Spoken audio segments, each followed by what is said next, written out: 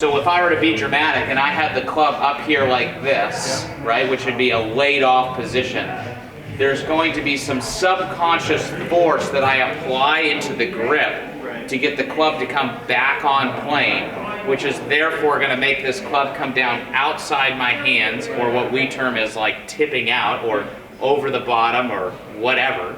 And then that makes it come outside my hands and then swipe low and left minus 4.7 with a 53.6 point. Whereas if I was like this, I would want to then have I would at least want to have like a feeling of probably that thing coming up a little bit more shallow. Now and then ideally it's just like it's on plane, it just comes right back down.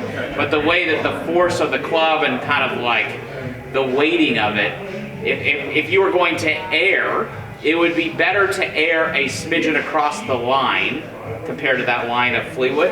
So it'd be better to air on this side of the line than that side of the line. Okay. Yeah, because the only way would be to throw it, start it that right, and then your right shoulder goes. And then your toes. Yeah. I got you. Okay. So as you would go back, you'd be like good like this, but then you'd go as the club gets ready to go like this at the top, right? So now, you could go right back here so you can see this.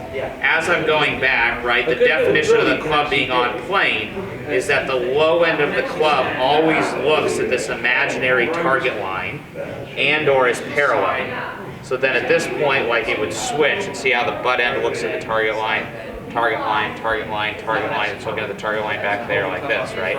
So we're going to do a slight exaggeration of it airing inside the target line so that it can then want to look outside the target line coming down. So you're going to go back, hands in here, and then see how it's kind of looking more in between my feet, and then my hands up here to the wall.